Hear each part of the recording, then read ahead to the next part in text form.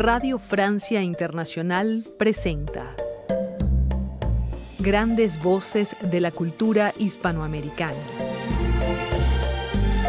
Una serie dirigida por Ramón Chao.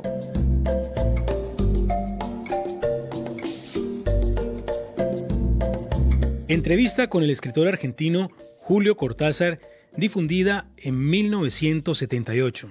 Yo escribí Rayuela porque me divertía enormemente escribir Rayuela, porque me gustaba buscarme a mí mismo y tenía una especie de angustia y de ansiedad en esa búsqueda de la identidad que se refleja en el personaje de Oliveira, que a su vez me refleja a mí en una medida bastante considerable.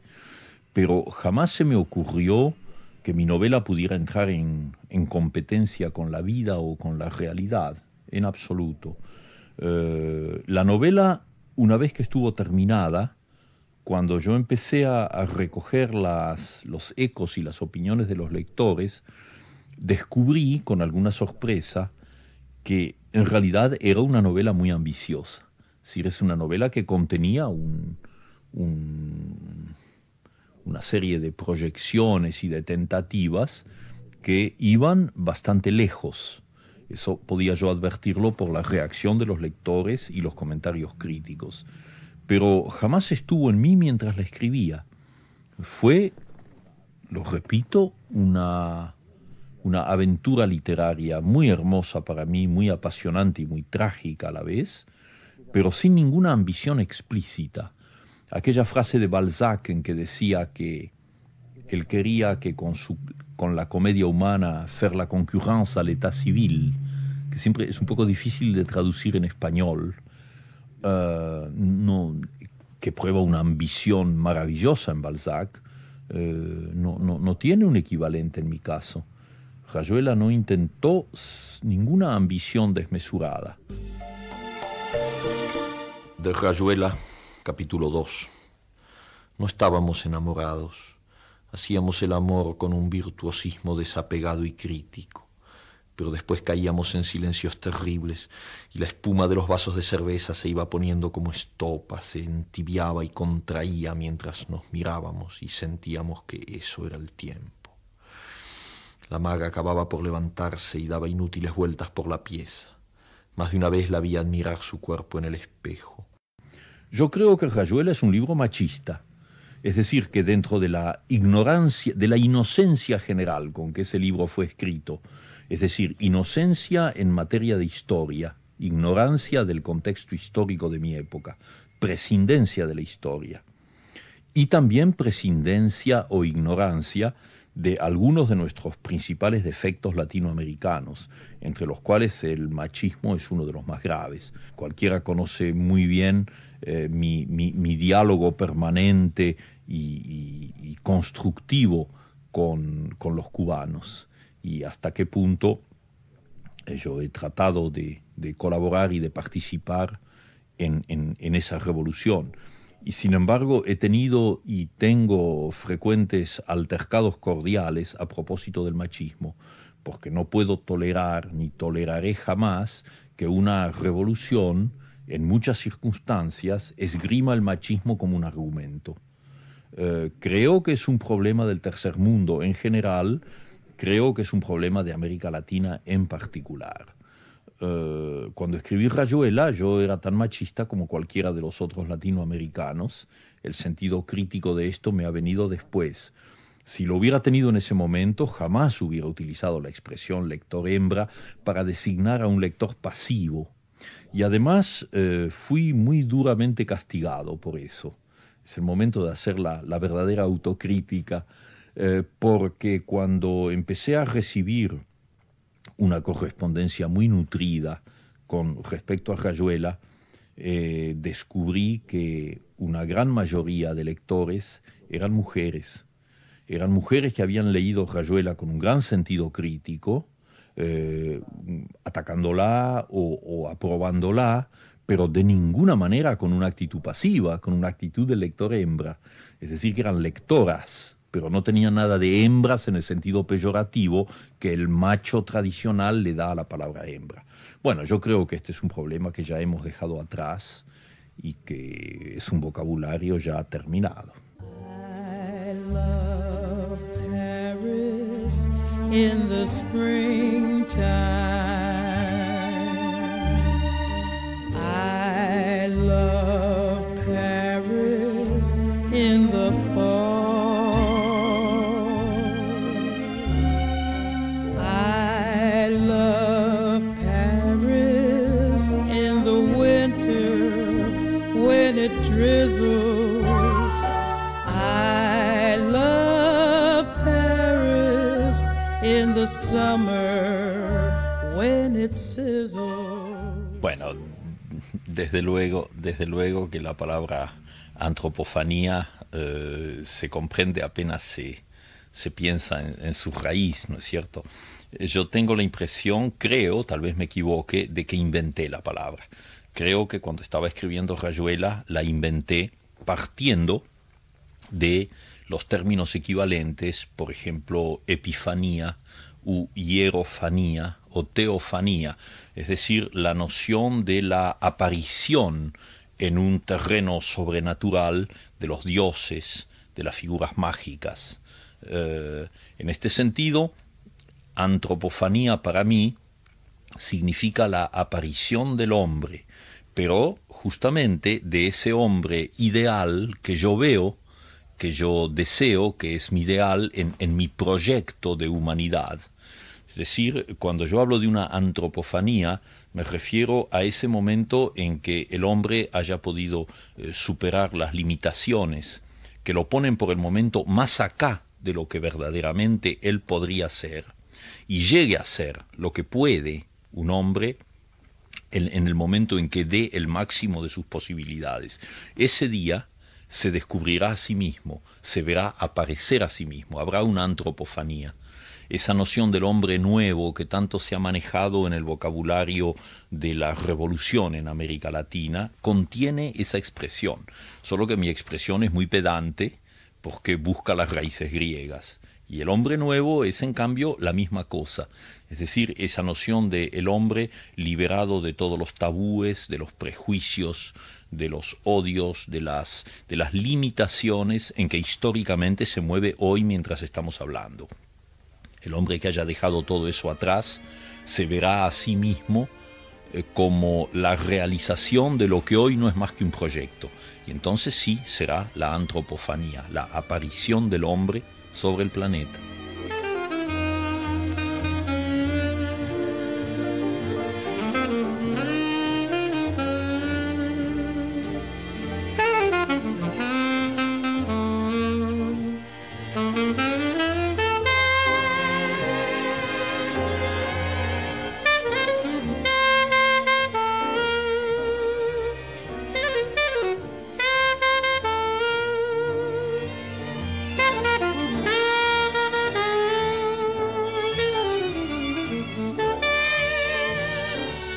El hombre actual es solamente un proyecto de hombre que está muy lejos de ser lo que llegará a ser, y que cuando llegue a ser, entonces se verá a sí mismo como verdaderamente puede ser. Esa es la antropofanía. Bueno, eso se producirá, digamos, en un lugar que podemos calificar de kibutz del deseo, es decir, el lugar donde se cumplirá esa especie de encuentro del hombre con el hombre mismo, una vez que se hayan franqueado estas etapas incompletas, estas etapas en donde el hombre usa más lo negativo que lo positivo que tiene en sí mismo. Es evidente que en nuestro tiempo, desde luego yo no soy el único, ha habido una cantidad de filósofos y de poetas que han insistido en que estamos muy lejos de realizar nuestras posibilidades y que esas posibilidades existen, nos están dadas y depende de nosotros cumplirlas. Fíjate, en un terreno muy, muy concreto, bastante concreto, me acuerdo en este segundo de Wilhelm Reich, que hablando, por ejemplo, del erotismo en el hombre, decía que el cumplimiento erótico que nos da muchas veces la felicidad, bueno, es una broma, al lado de lo que realmente podría ser si supiéramos dirigir, canalizar, potenciar y enriquecer nuestra libido. Y él lo dice, como científico que era, de una manera muy clara. Él dice, nuestros orgasmos son de broma, al lado de lo que verdaderamente podrían ser. Bueno, eso se puede extrapolar a todas las potencias, no solamente físicas, sino espirituales. Y entonces eso me permite a mí concebir un hombre infinitamente más realizado en todos los planos, que se daría cita entonces en eso que yo llamé el kibutz del deseo. Radio Francia Internacional. Grandes voces de la cultura hispanoamericana. Hace 20 años yo era un hombre muy diferente del que soy hoy, en muchos planos. En esa época, la verdad es que yo vivía en un mundo en que la literatura con mayúscula consistía no solamente en un ideal, sino verdaderamente en una vocación y en un trabajo encarnizado. Y entonces, para mí, la literatura era el vehículo que me había sido dado, como a otros les es dada la pintura o la música, para ir en busca de mi propia identidad. Pero en los últimos años, y yo te diría concretamente a partir de los años 60, yo le he dado otro sentido a la búsqueda de identidad. Es decir, si mi propia identidad, mi propia autenticidad me interesa, ya no es desde un punto de vista narcisista, ya no es para quedarme en ella, sino que hay una voluntad de trascendencia. Al buscar mi identidad, yo estoy buscando la manera más auténtica, la más eficaz de salir fuera de mí mismo y buscar a mi prójimo, buscar a mi semejante, ya sea en el terreno personal o ya sea en el terreno histórico. Es decir, salgo de mí mismo para ir en busca de el prójimo, incluso en sus formas multitudinarias, en lo que podemos llamar mi propio pueblo, mi nación y toda América Latina y bueno, y finalmente, ¿por qué no todo el planeta?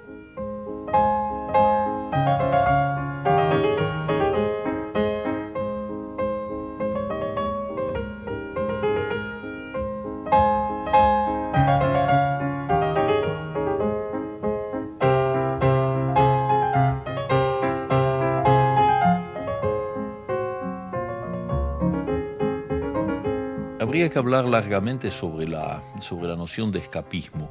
Es verdad que en los primeros cuentos que yo escribí en la Argentina antes de venir a Europa, son todos ellos cuentos fantásticos, y entonces es cierto que hay un escapismo, no porque la realidad argentina fuera atroz, te discuto ese término, no. Lo que era una realidad más bien aburrida, más bien tediosa, para alguien que era un hiperintelectual, un joven hiperintelectual como yo, abierto ya a muchas literaturas extranjeras y con una especie de visión muy planetaria de las cosas, ingenua si quieres, con grandes lagunas, pero que de todas maneras iba mucho más allá de lo que el contorno argentino me daba en ese momento. Entonces es evidente, eso lo veo desde ahora y desde este momento y desde hoy, hubo una actitud escapista. Es decir, inventar un mundo fantástico era enriquecer un contorno, por lo menos literario, que me salvaba de ese tedio, del hecho de encontrar todos los días la misma taza de café, el mismo tranvía, la misma calle, la existencia monótona y más bien triste que yo vivía en la Argentina en esa época, en parte por culpa mía y en parte por culpa de la ciudad en la que estaba. Pero más adelante, cuando llegué aquí a Europa, fue ese momento en que entré, digamos, vamos a usar la expresión, en una dimensión histórica que se me había escapado completamente. Y entonces ese fue, digamos, mi camino de Damasco. O sea, me caí del caballo, me cayó encima el relámpago y bruscamente sentí mi responsabilidad como escritor. Aprendimos a quererte desde la histórica altura donde el sol de tu bravura le puso cerco a la muerte. Aquí se queda la clara, la entrañable transparencia de tu querida presencia, comandante Che Guevara. Mi semejante, mi prójimo y por extensión mi pueblo y todos los pueblos me eran particularmente indiferentes cuando yo vivía en la Argentina. No tenía el menor compromiso con la historia y mucho menos con ninguna ideología o con ninguna política. Era lo que se llama un joven liberal, que no quiere decir nada realmente, porque eso es agua tibia, no tiene ninguna definición precisa. Aquí en Europa empecé a descubrir que la historia me acosaba, que la historia me rodeaba. Y en Rayuela se siente un poco el eco de esa batalla, porque Oliveira rechaza toda actividad de tipo político, la discute en ese momento y se mantiene todavía en un plano individual. Pero después que ese libro quedó terminado, yo pasé por la experiencia, la primera gran experiencia histórica de mi vida, que fue la confrontación con la Revolución Cubana. Yo fui a Cuba y vi lo que estaba sucediendo en Cuba, 2 años después de la Revolución. Y descubrí por primera vez lo que era un pueblo, lo que eran 8 millones de personas, tratando de encontrar colectivamente esa identidad que yo buscaba con egoísmo y solitariamente para mí mismo y solamente para mí mismo en un cuartito en París. Y a partir de ese día es bien sabido que en lo que yo he escrito comenzó a reflejarse cada vez más eso que llaman compromiso, palabra muy ambigua, pero sobre la cual creo que todos nos entendemos. Es decir, que no solamente en lo que yo seguí escribiendo, sino en lo que empecé a hacer como individuo, como hombre, se reflejó y se sigue reflejando ese compromiso.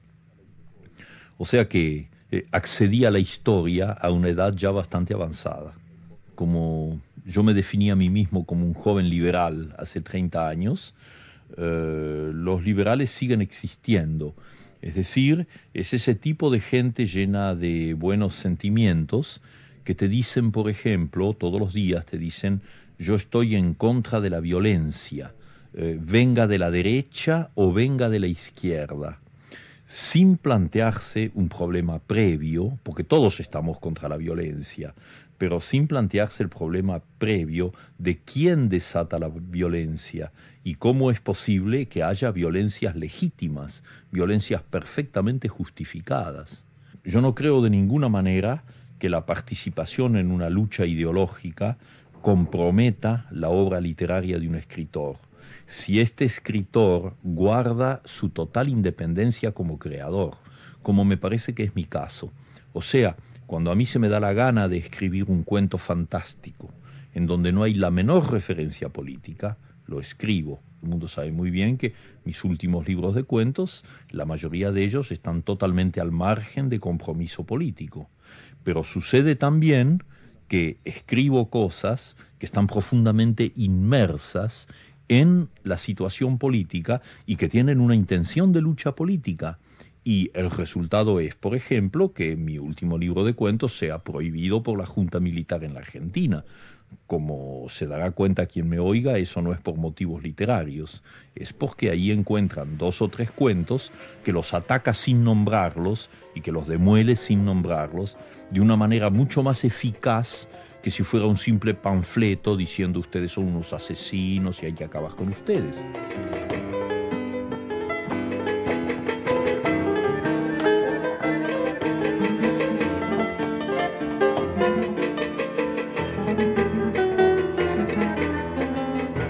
Es verdad que todos los países latinoamericanos han necesitado matar a España en el sentido freudiano, en que el adolescente tiene que matar a sus padres simbólicamente para adquirir su identidad, para lanzarse en el mundo como un individuo y no ya como el hijo de papá y de mamá. Evidentemente ese es un asesinato simbólico, precisamente por eso quizá sea mucho peor que un buen martillazo en la cabeza. Pero en ese asesinato que se cumple freudianamente para que el adolescente se independice de sus padres, en los pueblos se da de una manera muy paralela. Es necesario matar también simbólicamente al país que te ha conquistado, que te ha colonizado, que ha sido tu padre y tu madre, para abrirse a una nueva vida. Pero el aspecto positivo de todo lo que acabo de decir me parece que es el siguiente. De la misma manera que un adolescente que ha matado bien a su padre y a su madre, como un torero puede matar bien, a partir de ese momento puede volver a su padre y a su madre, mirarlos en los ojos y entablar una relación directa, sin la dependencia, sin la tiranía, sin sentirse el niño frente a los padres.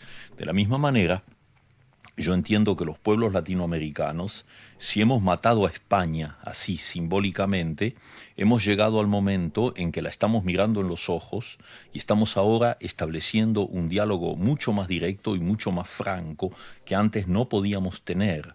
Yo lo noto cada vez que voy a España. Cuando yo era muy joven, advertía la actitud paternalista de los intelectuales españoles que se aterraban ante nuestra manera de hablar. Actualmente, un español, intelectual o no, ya no se preocupa demasiado de nuestro vos en vez de tú, ya no le molesta nuestras gallinas, nuestra lluvia y nuestra pollera. De la misma manera que nosotros, que hemos sido también muy críticos en la época en que matamos a España, ya no nos preocupa que los españoles no se den cuenta de que la palabra Madrid termina con una D y no con una Z, como la dicen los españoles. De manera que en ese sentido, y fíjate que esta especie de broma que hago con el lenguaje no es una broma, porque esta liberación del lenguaje, el hecho de que podamos hablar sin criticarnos, sin que un profesor español nos diga a nosotros que hablamos mal, y sin que nosotros tengamos derecho a ironizar sobre la Z de Madrid, es maravilloso como hecho, porque es a través del lenguaje que los puentes de amistad y de comprensión se establecen.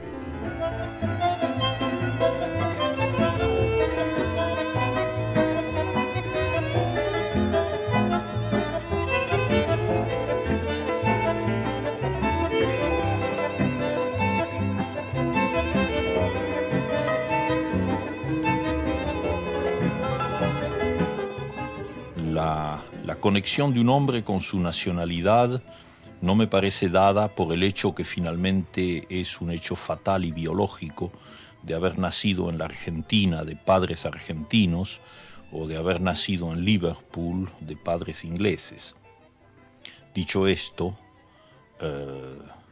creo tener el derecho de agregar que siempre me he sentido y me sigo sintiendo profundamente feliz y orgulloso de ser argentino, pero no por una razón muy especial, no porque crea que ser argentino, como lo piensan tantos argentinos, supone ser mejor que los chilenos o mejor que los bolivianos. No, y incluso me ha valido polémicas y enemistades el hecho de que con mucha frecuencia en declaraciones públicas o artículos yo insisto en que, sintiéndome profundamente argentino, me siento todavía más profundamente latinoamericano. Fíjate que es una experiencia de los últimos 10 años o 15 años, cuando empecé a viajar por América Latina, cuando conocí sucesivamente países como Cuba, como México, como Venezuela, como Perú, y descubrí que en todos ellos estaba en mi casa, con todo lo que tiene de negativa la frase, porque en la casa de uno no siempre encuentra las cosas bien. En la casa está la familia y ya sabemos lo que son las familias, pero está también el aspecto positivo, esa cosa hermosa que tiene América Latina, que es compartir una lengua que, a pesar de diferencias locales insignificantes, te hace verdaderamente sentirte en tu casa, estés en Panamá, en Bolivia o en tu casa de Buenos Aires. Entonces, mi argentinidad no solamente la reivindico, sino que quisiera terminar esta frase con una prueba muy simple. Yo llevo 28 años en Francia, creo que conozco bien el francés, y sin embargo, hasta que me muera, seguiré escribiendo en español, y más que español, en argentino.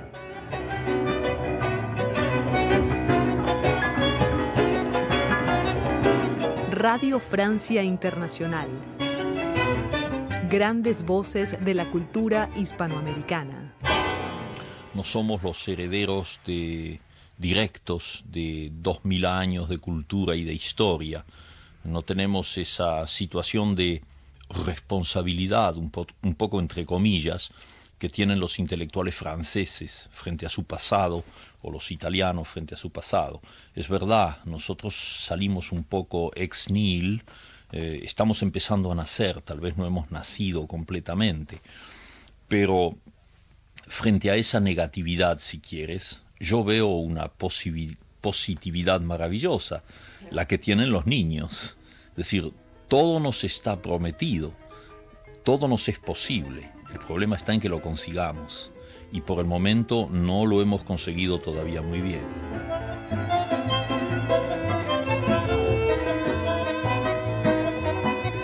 Julio Cortázar, una de las grandes voces de la cultura hispanoamericana.